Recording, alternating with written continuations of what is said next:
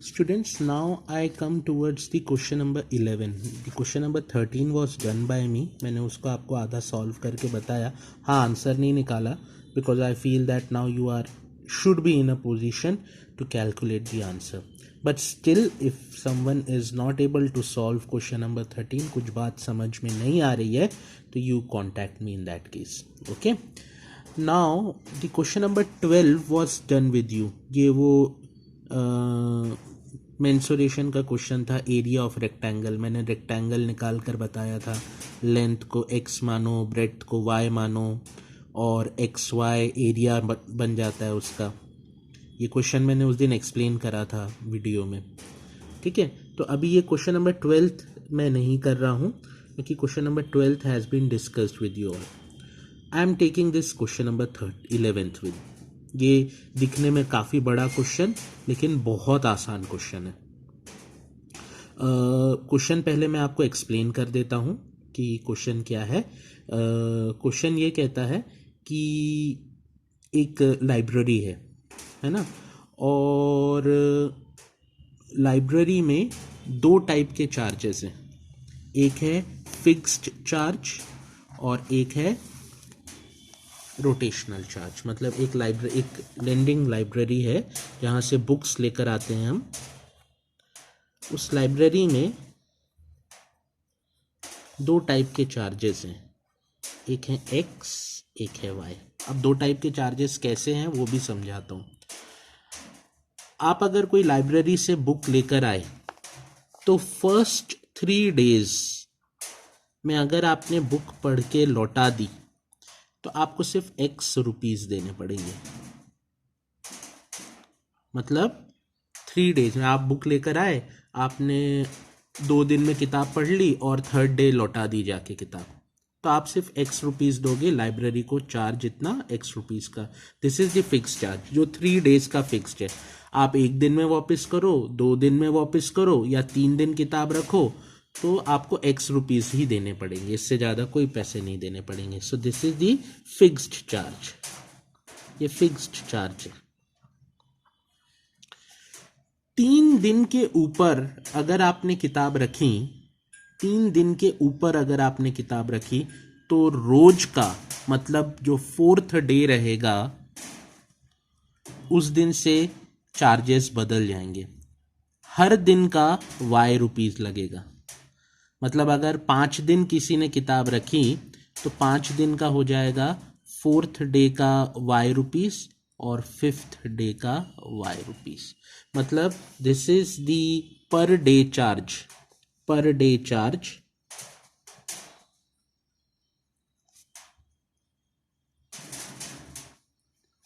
Beyond 3 days.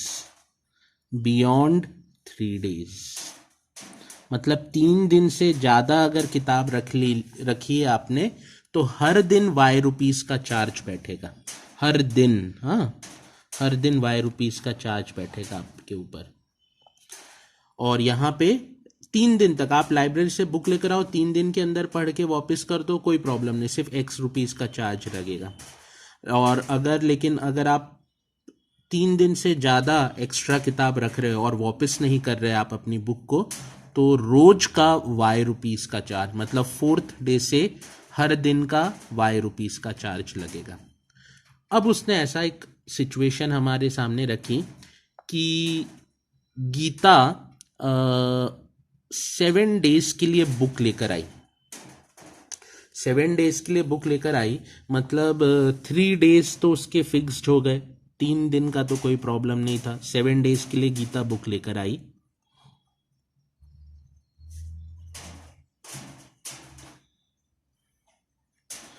तो 7 days के लिए जो गीता बुक लेकर आई, जिसमें 3 days का तो फिक्स चार्ज था x रुपीज़, और उसने कितने दिन एक्स्ट्रा किताब रखी?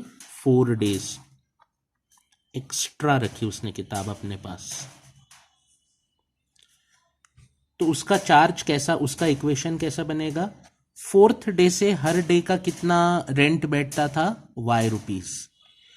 1 दिन का y रुपीज़ बैठता था. उसने कितने दिन एक्स्ट्रा रखी अपने पास? 4 days. तो कितना बनेगा चार्ज? 4y. ठीक है, और ये मिलाकर चार्ज हुआ उसका 27 रुपीज।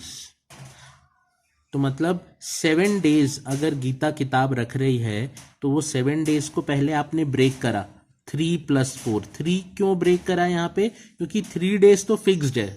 आप 3 दिन रखो किताब, एक दिन में वापस कर दो, बिना पढ़े वापस कर दो, तो भी आपको x रुपीज तो बैठेंगे। तो 3 दिन का चार्ज फिक्स्ड चार्ज है ना। और ये जो एक्स्ट्रा डेज है ये फिक्स्ड नहीं है, ये चेंज चार्ज है, मतलब बार बार चेंज होता रहता है ये चार्ज। तो आपने देखा कि 3 दिन के बाद से हर एक दिन पे कितना चार्ज बैठता था, y रुपीज। तो ऐसे आपने कितने दिन एक्स्ट्रा किताब रखी, 4 दिन एक्स्ट्रा किताब रखी, तो आपकी पहली इक्वेशन बन गई x + 4y = 27। फिर उसने उसी क्वेश्चन में एक और केस बताया, काय का केस बताया, मोहित का। मोहित had kept the book for 5 days।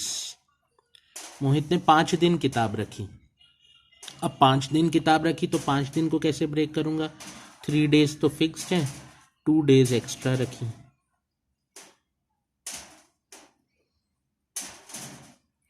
3 days का फिक्स चार्ज तो x रुपीज था, हर दिन का y रखता था, तो 2 डेज का कितना लगेगा, 2y। और उसने कितना पेमेंट करा लाइब्रेरी को, 21 रुपीज। ये बन गई आपकी इक्वेशन नंबर 2, ये बन गई आपकी इक्वेशन नंबर 1। अब ये दो इक्वेशंस बन गई हैं, इक्वेशन नंबर 1, इक्वेशन नंबर 2।